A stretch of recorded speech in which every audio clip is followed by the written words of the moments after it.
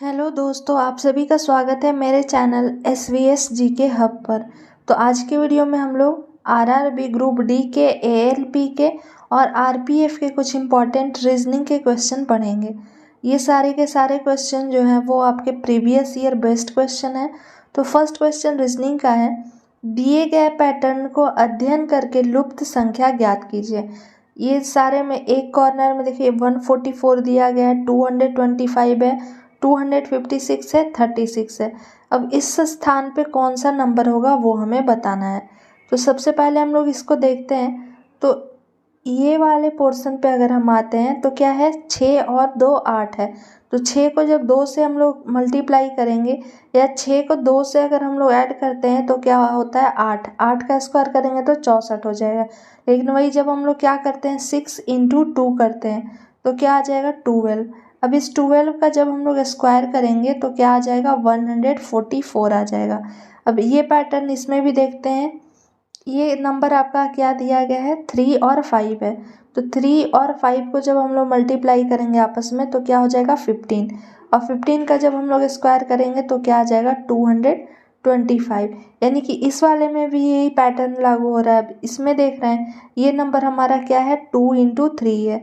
2 into 3 करेंगे तो 6 और 6 का स्क्वायर क्या हो जाएगा, 36। तो सेम इसी तरीके से हम लोगों को पहला एक नंबर 4 दिया गया है। अब किसका स्क्वायर 256 होता है, तो 16 का स्क्वायर जो होता है वो क्या आता है, 256। जिसमें से एक नंबर हमारा 4 दिया गया है तो दूसरा नंबर किससे हम लोग मल्टीप्लाई करेंगे कि 16 आएगा। तो 4 से जब हम लोग मल्टीप्लाई करेंगे, क्योंकि और कोई नंबर को 4 से मल्टीप्लाई करेंगे तो 16 नहीं आएगा, सिर्फ और सिर्फ 4 से ही मल्टीप्लाई करने पर ये 16 आएगा। तो ये 16 कर दिए। अब इसी का स्क्वायर करना था तो 16 का स्क्वायर क्या होता है, 256। तो ये खाली जगह पे जो नंबर आएगा वो क्या आ जाएगा, 4। 4 देखते किस ऑप्शन में, ऑप्शन डी में दिया गया। तो इसका करेक्ट आंसर क्या हो जाएगा, ऑप्शन डी हो जाएगा। नेक्स्ट क्वेश्चन देखते हैं। नेक्स्ट क्वेश्चन में दिया गया है, दी गई श्रृंखला में प्रश्न चिन्ह के स्थान पर क्या आएगा। तो पहले दिया गया है 2, फिर है 4, 4 के बाद 16 है, 16 के बाद 256 है। नेक्स्ट नंबर आपको बताना है। तो यहाँ देखिए 2 का पहले स्क्वायर कर रहा है तो क्या 2 का स्क्वायर क्या हो जाता है, 4। 4 का स्क्वायर करेंगे तो क्या आता है, 16। 16 का स्क्वायर करेंगे तो क्या आता है, 256। तो फिर नेक्स्ट नंबर भी हम लोगों को क्या करना होगा, तो 256 का स्क्वायर करना होगा। तो चलिए 256 इंटू हम लोग क्या करते हैं, 256 करते हैं। ये आपको मल्टीप्लाई करने में काफ़ी टाइम लगेगा। तो पहले हम लोग ऑप्शन को भी चेक कर लेंगे। देखिए 6 को 6 से मल्टीप्लाई करेंगे तो क्या आएगा, 6। अब ये तो फिक्स हो गया हमारा कि जब भी इसके इकाई के स्थान पे यानी कि वंश का जो नंबर होगा वो हमेशा क्या होगा, 6 होगा। क्योंकि 6 को जब ये याद रखिएगा कि किसी भी संख्या के अगर लास्ट इकाई के स्थान पे 6 है तो हमेशा उसका जब स्क्वायर करेंगे तो उसके इकाई के स्थान पर 6 ही आएगा। जैसे 36 का स्क्वायर करेंगे तो 36 गुने 36 करेंगे तो क्या आएगा, 6 ही आएगा। 26 का बेस स्क्वायर करेंगे, 26 गुने 26 करेंगे तो क्या आएगा, 6 ही आएगा। तो जब भी इस सारे ऑप्शन में देखिए इसमें इकाई के स्थान पे 1 है तो ये कभी होगा नहीं। इसके इकाई के स्थान पर क्या नंबर दिया गया, 7, तो ये कभी होगा नहीं। ये क्या है, 6 है। और डी में भी इकाई के स्थान पे 3 दिया गया तो ये भी कभी नहीं होगा।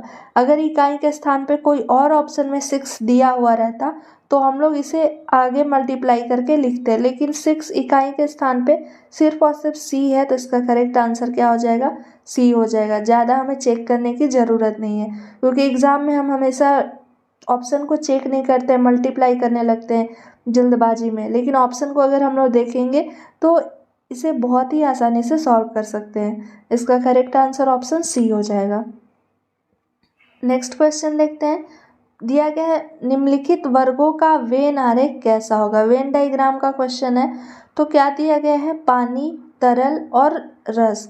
यानी कि पानी, सबसे पहले अगर हम लोग पानी को बनाते हैं तो ये पानी का मान लेते हैं डायग्राम है। अब लिक्विड जो है वो लिक्विड के अंदर ही क्या आएगा, हमारा पानी भी आएगा और जूस भी आएगा।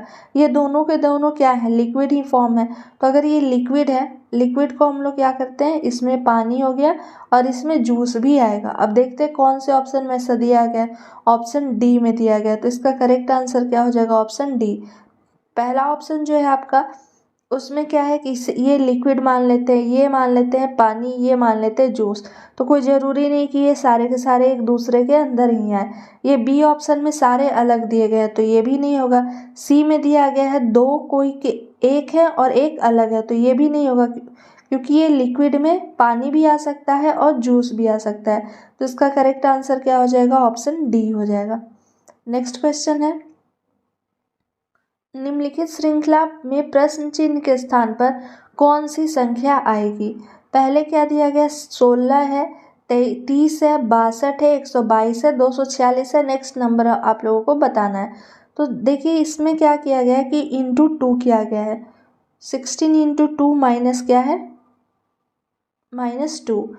तो 16 गुने 2 करेंगे तो 32 आएगा। 32 में से 2 को माइनस करेंगे तो क्या आ जाएगा, 30 आ जाएगा।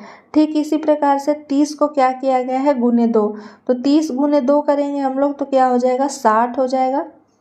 और यहाँ 2 प्लस किया गया है। अब 62 गुने 2 करेंगे तो क्या हो जाता है, 124। तो इसमें क्या आपका किया गया है, तो गुने 2 माइनस 2 किया गया है। अब इसमें करते हैं तो इंटू 2 है प्लस क्या है, यानी कि एक बार 2 से मल्टीप्लाई करके एक बार प्लस किया जा माइनस किया जा रहा है और फिर मल्टीप्लाई करके प्लस किया जा रहा है। तो अभी वाले ऑप्शन में हम लोग देख रहे हैं कि क्या था, प्लस तक आया हम लोग का। 122 गुने 2 करेंगे तो 244 प्लस 2। तो नेक्स्ट क्या हो जाएगा, -2 हो जाएगा, यानी कि गुने 2 माइनस 2 करेंगे तो 246 को हम लोग 2 से गुना करते हैं, क्या आ जाएगा, 6 को 2 से करेंगे तो 12, 2 हासिल 1, 4 दूना 8, 1 9, 492 आएगा। अब 492 में से क्या करना है हम लोगों को, 2 माइनस करना है, क्योंकि पैटर्न वही, एक बार माइनस एक बार प्लस, फिर माइनस हो रहा है फिर प्लस हो रहा है। यहाँ माइनस है तो नेक्स्ट क्या हो जाएगा आपका प्लस, ये वाला प्लस है तो हम लोग क्या करेंगे, माइनस कर देंगे। तो इसका करेक्ट आंसर क्या आ जाएगा, 490। ऑप्शन ए करेक्ट हो जाएगा, 490। क्योंकि इस पैटर्न तक के देखिए आपका क्या आ रहा है, +2 आ रहा है। तो नेक्स्ट क्या हो जाएगा, -2 हो जाएगा। नेक्स्ट है, विलुप्त संख्या को ज्ञात कीजिए। 7, 6, 3 दिया गया है, 4, 3, 12। अब देखेंगे कि तीनों नंबर को ऐड करके देखते हैं तो 6 और 3 क्या हो जाएगा, 9, 9 और 7 क्या हो जाएगा, 16। 16 का 39 से कोई भी संबंध नहीं आ रहा है। अब चलिए देखते हैं, तो जब ये दोनों नंबर को हम लोग क्या करेंगे, 7 गुने 7 प्लस 6 कर देते हैं तो क्या आ जाएगा, 13। और ये नंबर को 3 से मल्टीप्लाई कर देते हैं तो क्या आ जाएगा, 39 आ जाएगा हमारा। अब इसी तरीके से इसमें देखिए तो नीचे वाले नंबर को क्या किया गया, मल्टीप्लाई। तो 12 प्लस 3 कर देंगे तो क्या आ जाएगा, 15।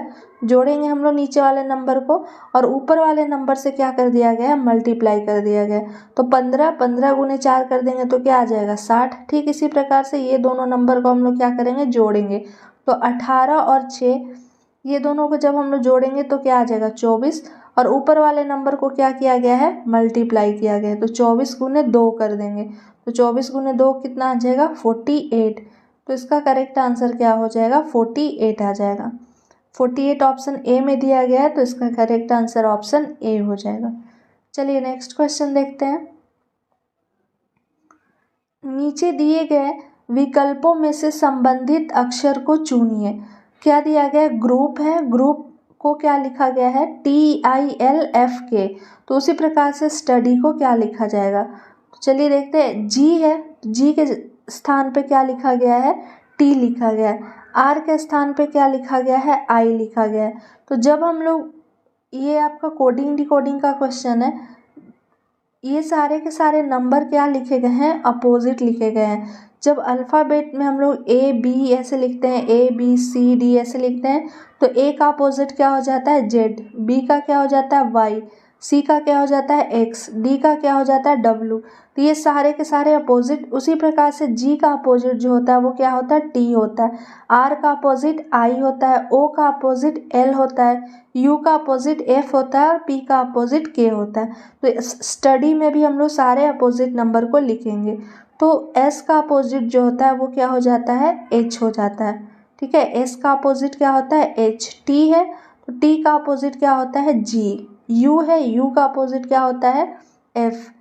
डी है, डी का अपोजिट क्या हो जाता है, डब्लू। अभी देखिए यहाँ लिखे थे डी का अपोजिट क्या होता है, डब्लू। और वाई है, वाई किसका अपोजिट है, बी का, तो हम लोग क्या लिख देंगे, बी। तो हमारा क्या आ रहा है, H G F W B. देखते हैं एच जी एफ, इसमें क्या डब्लू डी दिया गया तो नहीं होगा। एच जी ई है, ये भी ऑप्शन नहीं है। H G F W B option C में दिया गया, तो इसका करेक्ट आंसर क्या हो जाएगा, ऑप्शन सी हो जाएगा। ये सारे के सारे नंबर जो जो आपके अल्फ़ाबेट दिए गए हैं एक दूसरे के अपोजिट है, तो इसका करेक्ट आंसर ऑप्शन सी हो जाएगा। नेक्स्ट क्वेश्चन चलिए देखते हैं। ए सी दिया गया है, ब्लैंक है B, blank A C, blank फिर ब्लैंक है double A, blank D, blank A, blank C D, फिर है ब्लैंक।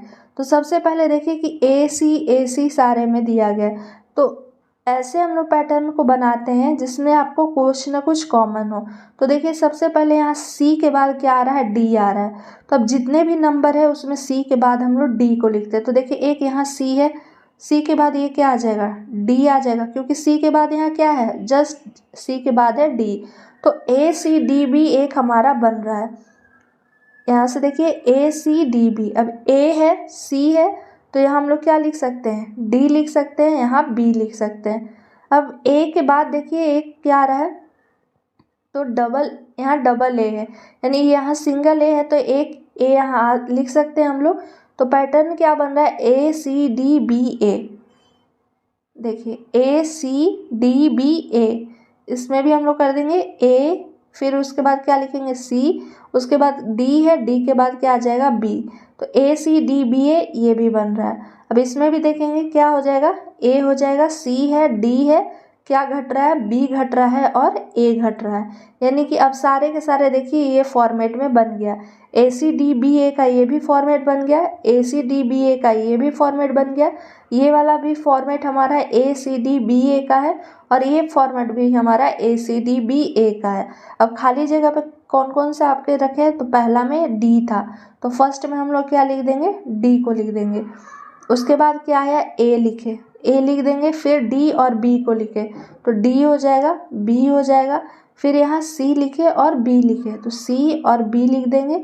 इस जगह पे क्या ए बी ए आया, तो ए बी ए लिख देंगे। अब देखते हैं कौन से ऑप्शन में, तो फर्स्ट ऑप्शन में देखिए डी ए डी दिया गया है, बी सी बी है, ए बी ए है, यानी कि पहला ही ऑप्शन हमारा मैच कर गया।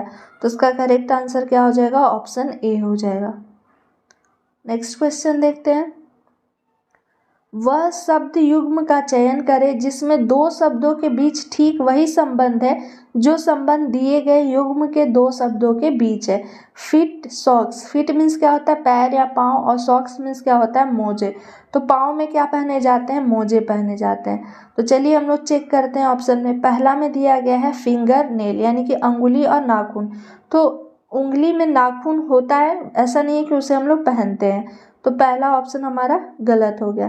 दूसरा हेड और टर्बन, सिर और पगड़ी, तो सिर में हम लोग किसको पहनते हैं, पगड़ी को पहनते हैं, तो ऑप्शन बी एक सही आ रहा है। बाकी के भी ऑप्शन को हम लोग चेक कर लेते हैं। लेग्स है, लेग्स वेस्ट, पैर में हम लोग बनियान पहनते हैं, ये भी रॉन्ग हो गया। डी क्या है, एब्डोमेन पैंट्स, पेट में हम लोग किसको पहनते हैं, पैंट को, तो ये भी गलत हो गया। तो सिर्फ और सिर्फ बी ऑप्शन हमारा सटीक आ रहा है, यानी हेड और टर्बन, सिर और पगड़ी। सिर में हम लोग किसको यूज़ करते हैं, तो पगड़ी का यूज़ करते हैं। तो इसका करेक्ट आंसर क्या हो जाएगा, ऑप्शन बी हो जाएगा।